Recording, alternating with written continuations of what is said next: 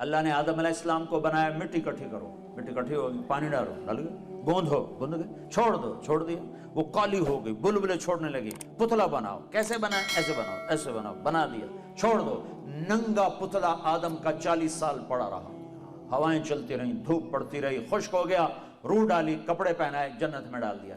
اگر اللہ چاہتا تو حوا کا پتلا بھی ساتھ بنا دیتا، مٹی اکٹھی کر کے گندھوا کے اور پتلا بنا کے ننگا ساتھ ہی ڈال دیتا، تو ننگا پتلا تو مرد کے لیے کشش کوئی نہیں، فرشتوں کو کیا ہوگی؟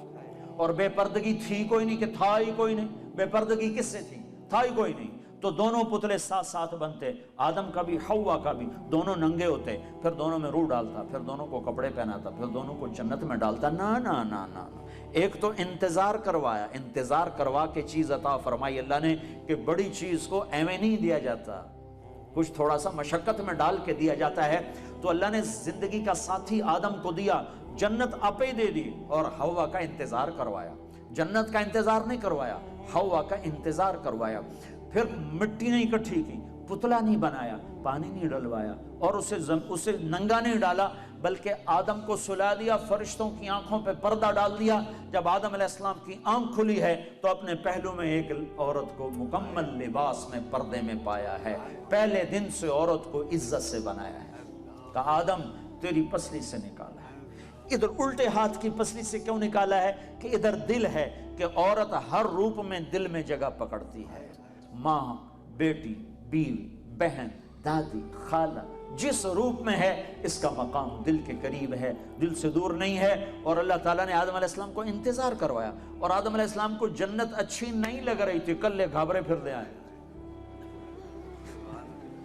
ہوا ویکھی تو خوش ہوئے، کہنے کہ یا اللہ کون تیری بیوی؟ آدم علیہ السلام کال کی تھی اگوں ہے، تو اللہ تعالیٰ نے کہا مہر تو ادا کر، مہر تو ادا کر۔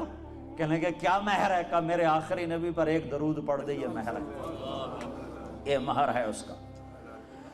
مردوں میں سب سے خوبصورت کون ہے بھائی؟ یوسف، یوسف علیہ السلام مردوں میں سب سے خوبصورت ہیں، اور عورتوں میں سب سے خوبصورت ہے اما حوا۔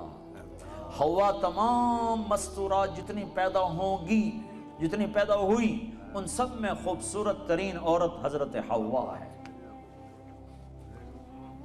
پہلے دن عزت سے پیدا کیا، پردوں میں بٹھا کے پیدا کیا، اور بیوی بنا کے ساتھ رکھا، اور حقوق رکھے۔ اگر بیٹی پیدا ہو تو میرا نبی فرماتا ہے 3 بیٹیوں کی شادی کر دو تو جنت واجب ہو گئی، 10 بیٹوں کی شادی کرو تو جنت واجب کوئی نہیں، 3 بیٹیوں کی شادی کرو تو جنت واجب ہو گئی۔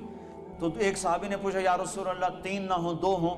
تو کہا 2 کی شادی کرو تو جنت۔ ایک نے کہا یا رسول اللہ اگر 2 نہ ہوں، ایک ہی بیٹی ہو اور آگے کوئی سلسلہ بھی نہ ہو، تو آپ نے کہا 1 بیٹی کی شادی کر دو تو جنت واجب۔ یہی بہن بن جاتی ہے، بیٹی سے بہن بنتی ہے، بھائی آتا ہے۔ تو میرے نبی نے فرمایا جس کو اللہ نے 2 بہنیں عطا فرمائیں، 2 بہنیں، اور انہوں نے اس کا حق ادا کیا، حق ادا کیا، حق، کہ بھائی بہنوں کا حق مار جاتے ہیں، ماں باپ کی وراثت میں سے بہنوں کو نہیں دیتے، نہیں دیتے۔ یہ ایسے ہی حرام ہے جیسے شراب بیچنا حرام ہے، جیسے سود کھانا حرام ہے، ایسے ہی بہنوں کا حق کھا جانا ایسے ہی حرام ہے، جیسے چوری حرام ہے۔ یہ بہنوں کا چور ہے، اس کی چوری کی جس کے ساتھ مل کے ایک چھاتی کا دودھ پیا، ایک تھالی پیالی میں کھایا اور پیا، ایک چھت تلے جس کے ساتھ زندگی گزاری، یہ اس کی چوری کر گیا ہے۔ جس نے اپنی بہنوں کا حق مارا